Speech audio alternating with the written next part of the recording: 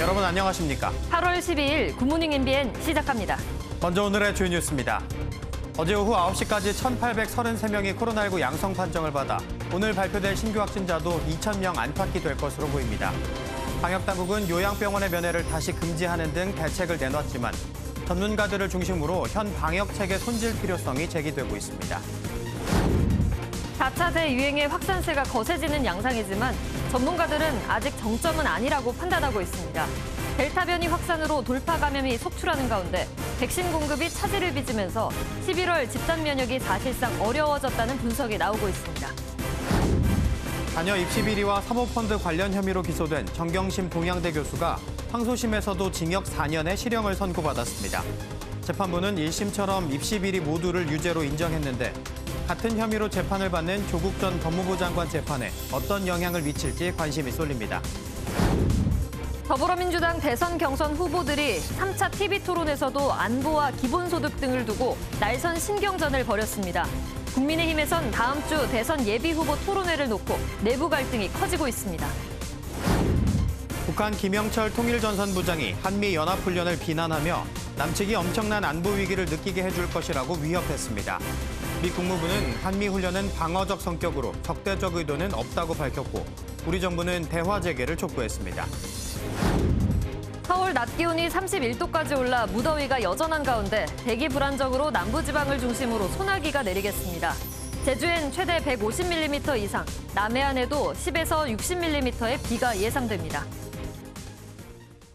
코로나19 신규 확진자가 어젯밤 9시까지 1,833명을 기록해 확진자가 이틀 연속 2,000명대를 기록할 것으로 보입니다. 사실상 현행 거리 두기가 4차 유행을 꺾지 못하면서 방역 체계를 손질해야 한다는 목소리가 나오고 있습니다. 보도에 장명훈 기자입니다.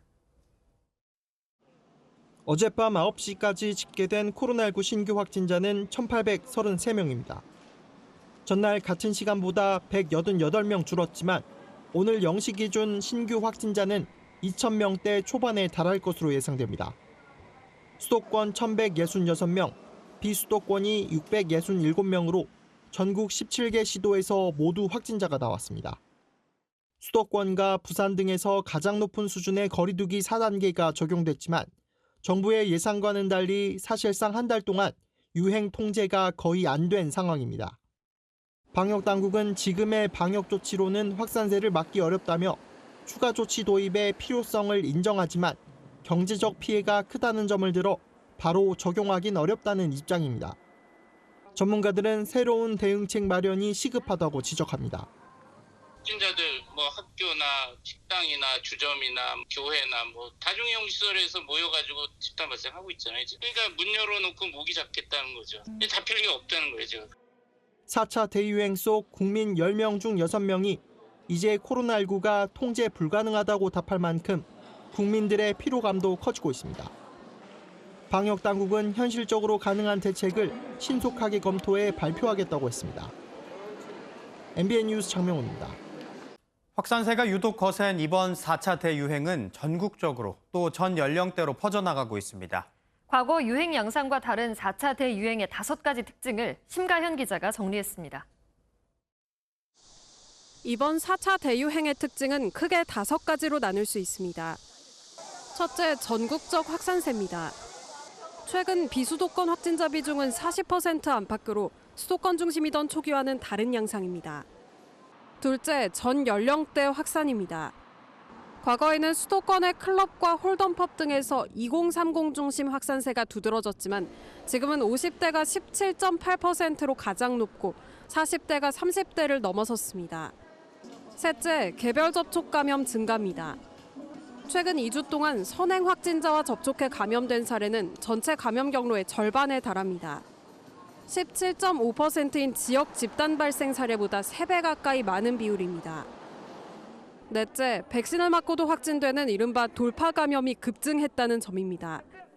특히 백신 접종을 대부분 마친 요양병원을 중심으로 확진자 수가 빠르게 늘고 있습니다. 국내 돌파 감염 사례는 1,500명을 넘어 불과 한 달여 만에 10만 명당 1.7명에서 23.6명으로 크게 늘었습니다. 다섯째, 우세종이 된 델타 변이입니다. 델타 변이 검출률은 3주 동안 48%에서 73%까지 급증해 우려한 대로 4차 대유행의 우세종으로 자리 잡았습니다. 전국적인 확산세에 델타 변이로 인한 돌파 감염이 속출하면서 백신 무력화에 대한 우려도 나오고 있습니다. MBN 뉴스 심가현입니다. 하루 확진자가 2,000명까지 늘어난 것은 더딘 백신 접종률도 영향을 미쳤습니다. 2차까지 접종을 마친 사람은 800만 명, 전 인구의 15%에 불과합니다. 뒤늦은 백신 확보가 확산을 키웠다는 자성론도 일고 있습니다. 정태진 기자입니다.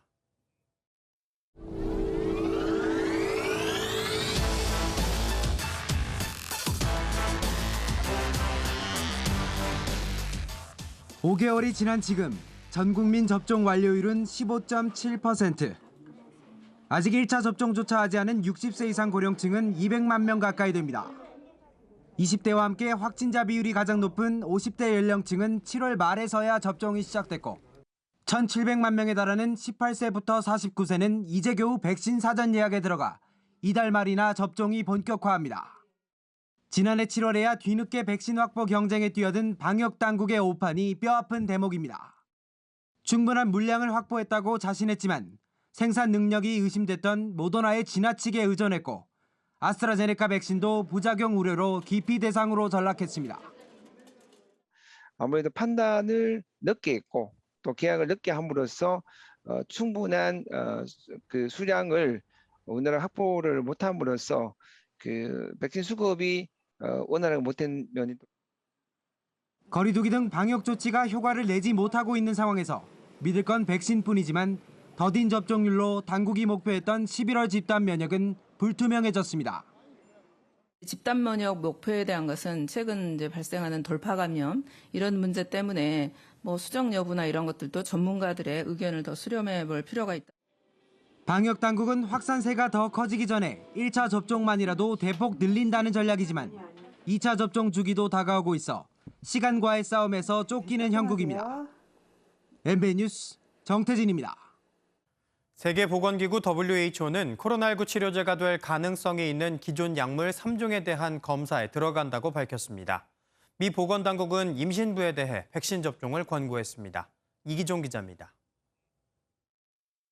세계보건기구 WHO는 기존 약물 3가지를 코로나19 치료제 후보로 보고 있습니다. 말라리아 치료제인 알테수네이트, 특정 유형의 암을 치료하는 데 사용되는 이메티닙, 면역체계 질환에 쓰는 인플릭시맵입니다. 이번 환자의 사망률을 낮출 가능성이 있는 약물들입니다. These drugs were chosen by an independent panel of experts that evaluates all the available evidence on all potential therapeutics. WHO는 52개국 600여 개 병원에서 수천 명의 연구진이 참여한 가운데 이 의약품들에 대한 검사가 진행된다고 밝혔습니다. 한편 거브레예수스 WHO 사무총장은 현 추세라면 내년 초 확진자가 3억 명을 넘을 것이라며 백신의 공평한 분배를 강조했습니다. 미국은 모든 임신부에게 백신 접종을 권고했습니다. 미 질병통제예방센터 CDC는 코로나19에 걸린 임신부는 중증 가능성은 물론 유산이나 사산 위험도 크다고 밝혔습니다. 현재 미국에서 백신을 한 차례 이상 접종한 임신부 비율은 23%에 불과합니다. CDC는 백신이 임신부에게 안전하다며 출산한 여성이나 임신을 계획 중인 여성에게도 접종을 권고했습니다. MBN 뉴스 이기종입니다. 조국 전 법무부 장관의 부인 정경심 교수에게 2심 법원이 1심과 똑같은 징역 4년을 선고했습니다. 재판부가 딸의 입시 비리와 증거은닉 관련 혐의에 조 전 장관이 공모한 것으로 판단했는데 조 전 장관 재판에도 영향이 미칠지 주목됩니다. 이혁근 기자입니다. 2심 재판부도 정경심 교수의 딸 조모 씨의 이른바 7대 스펙을 모두 허위라고 판단했습니다.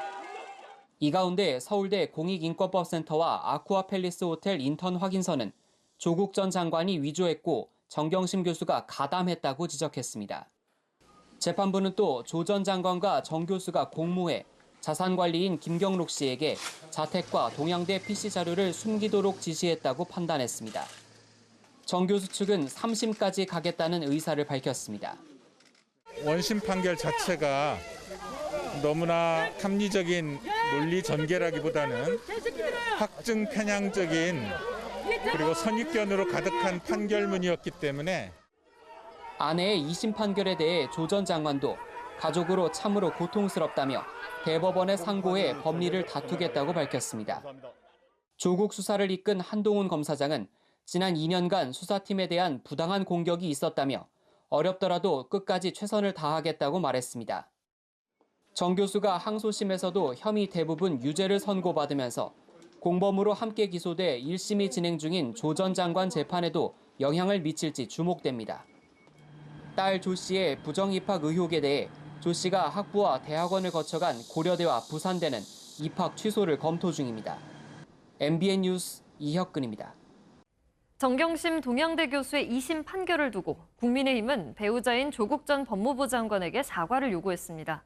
더불어민주당 이낙연 추미애 후보는 유감스럽다며 조 전 장관과 함께하겠다고 밝혔습니다. 이어서 최영규 기자입니다. 항소심에서도 실형을 선고받은 정경심 동양대 교수와 관련해 국민의힘은 조국 전 장관이 겸손하게 입시 비리를 인정해야 한다고 촉구했습니다.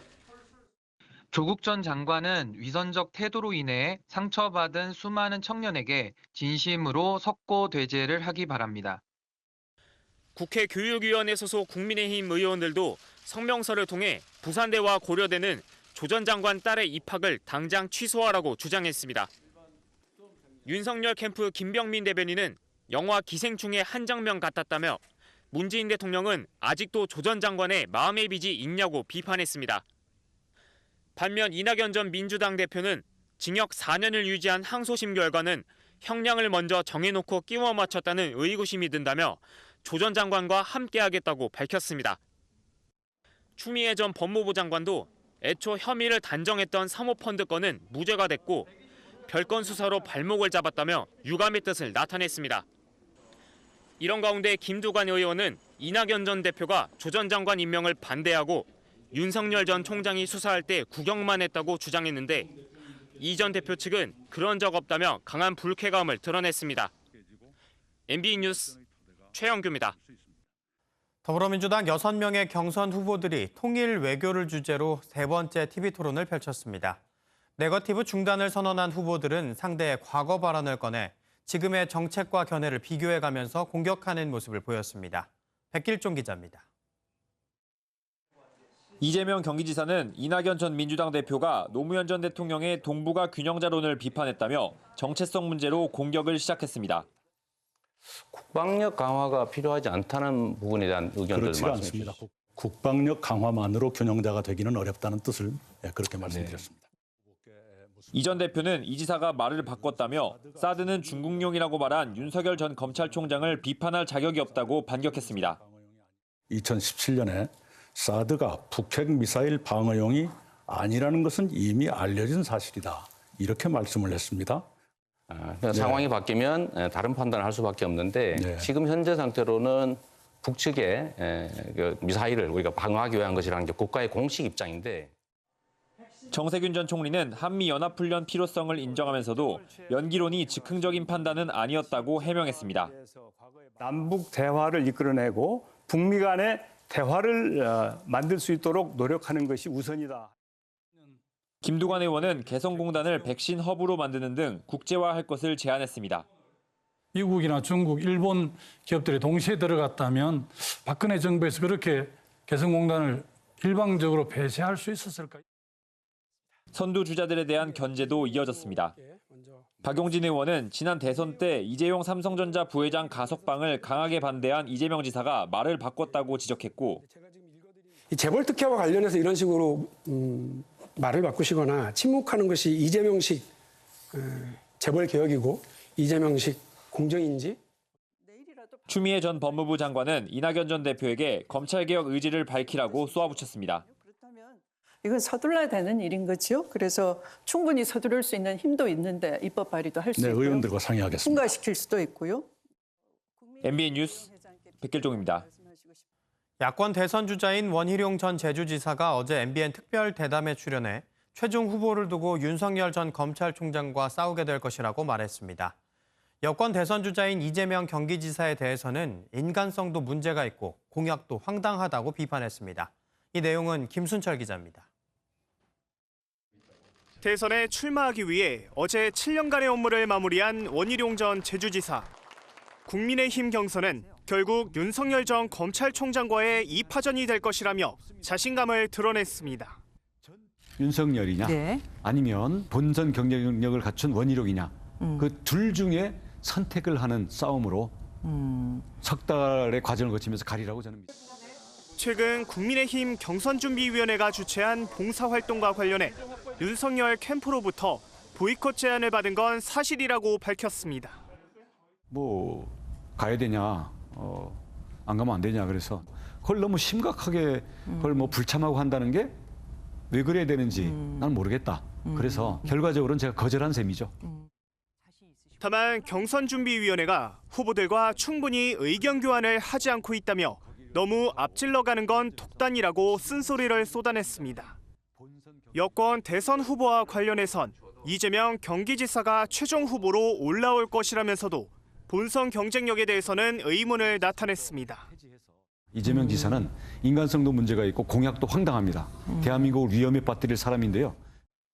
부동산 양극화 해법으로는 임대차 3법 폐지와 함께 정부가 집값 절반을 투자에 부담하는 반반주택 도입을 제시했고 집권하면 자영업자 등의 손실보상 등을 위해 100조 원을 투입하겠다고 밝혔습니다. MBN 뉴스 김순철입니다. 이렇게 코로나 확산세가 심각해지는 상황에서도 일탈은 여전합니다. 불법 영업을 하던 유흥시설들이 적발됐는데요. 벽장 안에 대피 공간까지 만들어 놓은 업소도 있었습니다. 강세현 기자입니다. 벽장 문을 여니 물건이 있어야 할 자리에 사람 다리가 보입니다. 경찰이 나오라고 지시하자 자, 지금부터 핸드폰 만지시면 공공한테 연락하는 걸로 간주합니다. 자, 한 명씩 나오겠습니다. 단속을 피해 숨어있던 종업원들이 나오기 시작합니다. 안에 몇 명이 있나 봤더니 27명이나 됩니다. 이 업소는 일반 음식점으로 신고하고 유흥주점처럼 영업하다 적발됐습니다. 손님들은 1인당 주류대금 30만 원을 내고 유흥을 즐겼는데 단속이 되자 도리어 화를 냅니다. 당신이 우리가 셋이 선거는 6명 선거했잖아요. 라고 이야기하는 건 되고. 마스크 올려주세요. 비슷한 시간 서울 강남구의 한 호텔 지하. 쪽문을 통해 내려가자 방마다 남성과 여성들이 둘러앉아 있습니다. 공개 안 따르시면 체포됩니다. 이 업소는 문을 닫은 척하고 몰래 손님을 받으며 영업하다 덜미가 잡혔습니다. 서울시와 경찰 등 합동 단속반이 강남구 일대를 단속하자 하루 만에 종업원과 손님 등 87명이 적발됐습니다. 별도의 비밀 통로를 이용해서 일반 사람들은 알 수 없게 지금 그런 구조를 만들어 놓았고, 그리고 불법 영업을 하고 있는 업소들에 대해서는 근절될 때까지 지속적으로 단속을 통해.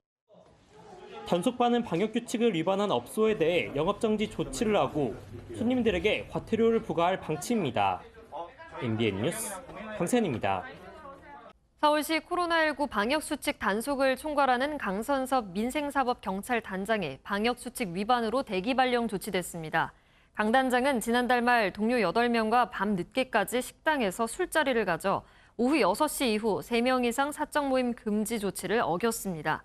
최근 노 마스크 루프탑 파티를 벌인 한강 선상카페 등을 적발하기도 한 민생사법경찰단장의 방역수칙 위반에 대해 서울시는 관련 규정에 따라 엄정하게 처리하겠다는 입장입니다.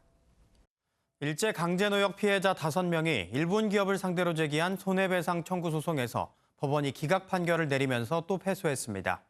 이번 패소는 소멸시효 때문인데 일선 법원들이 저마다 다른 기준으로 공소시효를 계산하면서 논란이 되고 있습니다.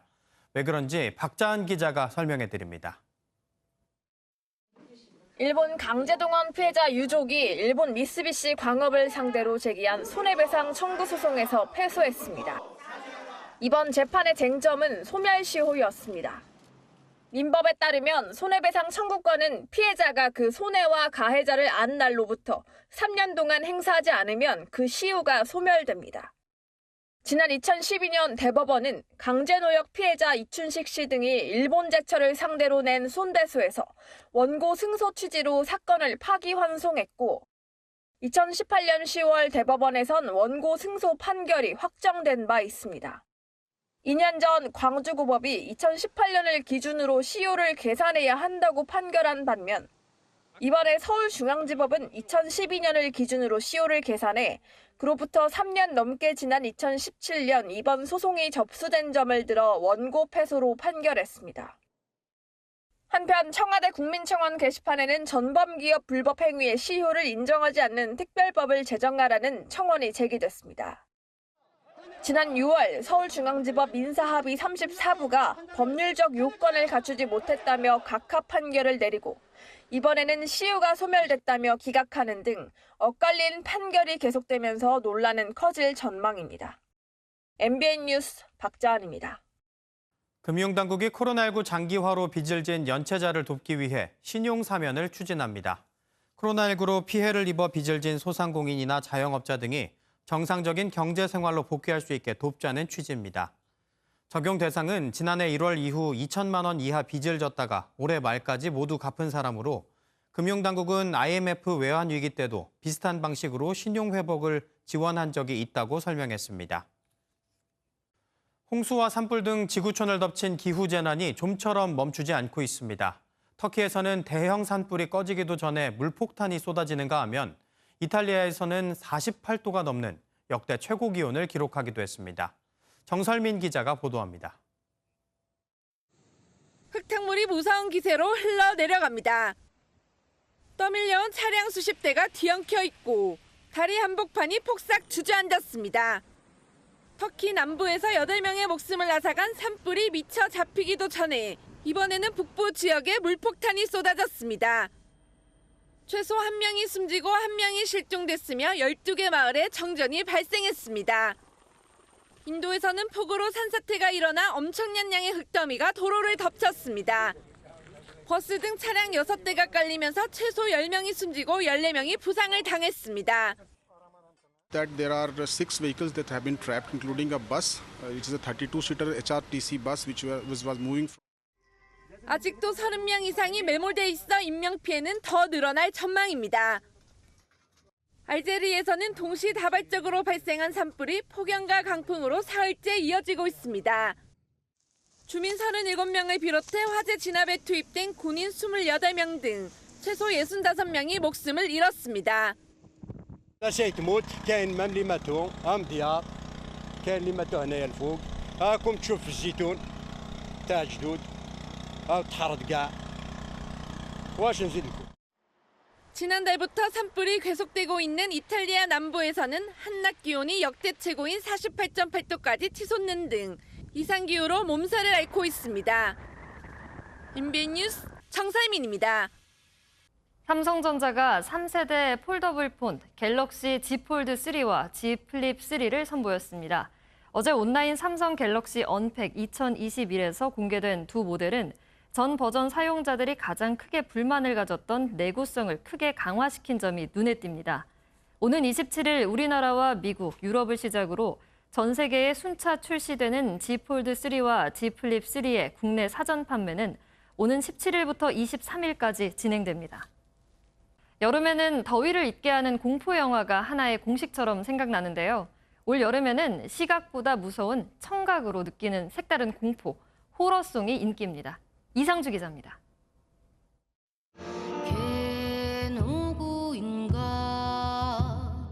가까이 와보시게. 조선시대 귀신인 창귀를 소재로 한 독특한 가사와 무당이 구슬하는 듯한 창법. 듣는 순간 소름이 돋는 무서운 음악, 호러송입니다. 한국 사람들이 남양 특집 이라는 것도 되게 좋아하는 것 같고 그래서 이런 걸로 노래를 만들어 보면 재밌겠다. 그 곡 안에서 그 사람의 약간 빙의를 해서 하는 느낌으로 가사를 짓고 있습니다. 더위를 잊게 하는 섬뜩함이라는 평가부터 가사와 뮤직비디오에 대한 다양한 해석까지 호러송은 발매 후 일주일 만에 100만 뷰를 넘었습니다. 첼로, 활가, 검은고 연주 막대 등으로 가야금을 두드리듯 연주하고 절규하는 목소리를 더한 미궁도 호러송 열풍에 합류했습니다. 1975년 초연 당시 관객이 비명을 지르고 공연장을 뛰쳐나갈 정도로 낯선 공포감이 특징입니다. 드라마와 영화계에 유행하는 장르물과 비교할 수 있는데 음악으로는 드문 그 공포 요소를 차용해 이질적이면서도 더욱 두렵게 느껴지는 효과가 있습니다. 도깨비와 팔척 귀신, 처녀 귀신, 저승사자 등 잔혹한 동화 속 이야기를 국악으로 풀어내는 어쿠스틱 앙상블 제비까지. 청각을 사로잡는 오싹한 음악. 볼륨이 높아지면 더위는 내려갑니다. MBN 뉴스 이상주입니다. 러시아 시베리아의 대형 산불이 심상치가 않습니다. 피해 면적이 무려 14만 제곱킬로미터라고 하는데요. 우리나라 면적의 1.4배입니다. 이 산불로 잿빛이 된 한 마을에서 주민들이 미처 데려가지 못한 반려동물들이 가까스로 구조됐습니다. 산불로 재만 남은 러시아 시베리아 지역의 한 마을.